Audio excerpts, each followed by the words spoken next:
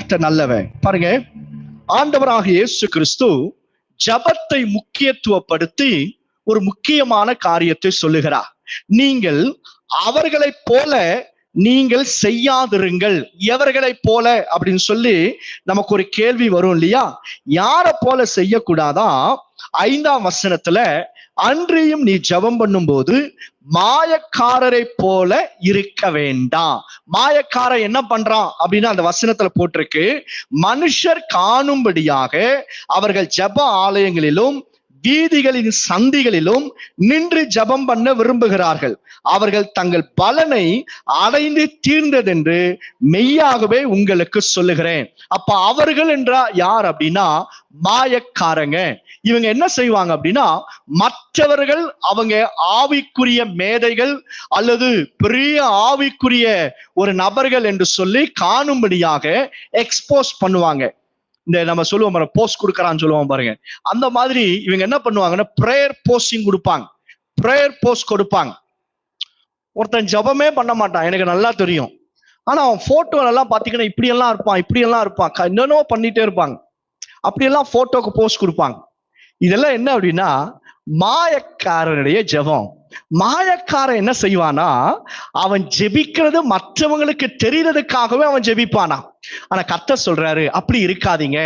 நீங்க எப்படி ஜெபிக்கணுமா ஆண்டவர் சொல்றாரு பாருங்க. 6ஆம் வசனத்துல, நீயோ ஜபம் பண்ணும்போது உன் அறை வீட்டுக்குள்ள பிரவேசித்து உன் கதவை பூட்டி அந்தரங்கத்தில் இருக்கிற உன் பிதாவை நோக்கி ஜபம் பண்ணு. அப்பொழுது அந்தரங்கத்தில் இருக்கிற பார்க்கிற உன் பிதா வெளியரங்கமாய் உனக்கு பலன் அளிப்பார். அல்லேலூயா. நீங்க ஆண்டவரிடத்துல பர்சனல் கனெக்ஷன் இருக்க வேண்டும் என்று கர்த்தர் சொல்லுகிறார். நம்ம எப்படி ஜெபிக்கணுமா, நானும் தேவனும் என்கிற அந்த ஒரு உறவுல, உங்க வீடு சின்ன வீடா இருந்தாலும் பெரிய வீடா இருந்தாலும் உங்க அறைக்குள்ள போய் கதவை பூட்டி நானும் என் தேவனும் என்று சொல்லி எந்த நபர்களோ எந்த போனோ எதுவுமே நம்ம டிஸ்டர்ப் பண்ணாம எல்லாவற்றையும் அப்புறப்படுத்தி நம்ம ஜெபிக்க ஆரம்பிக்கணும்.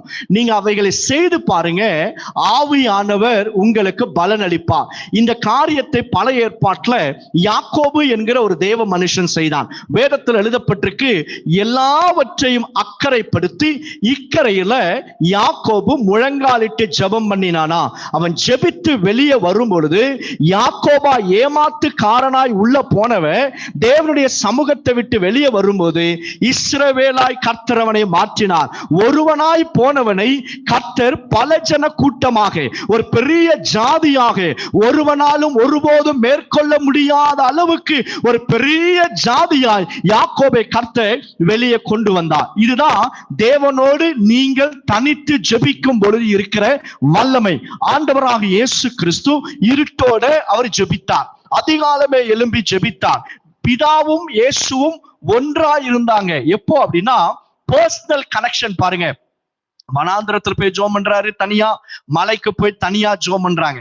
அவர் ஜெபித்து ஜெபித்து செய்த காரியங்களை பாருங்க. அநேக அற்புதங்கள், அடையாளங்கள். பிதாவினுடைய சித்தத்தை நிறைவேற்றினார். அவர் மூலமாய் அநேக ரட்சிக்கப்பட்டாங்க, இயேசுவை அறிந்து கொண்டாங்க, விசுவாசித்தாங்க. இதெல்லாம் எப்ப நடந்தது அப்படின்னா அவர்கள் தனித்து ஜெபித்த போது.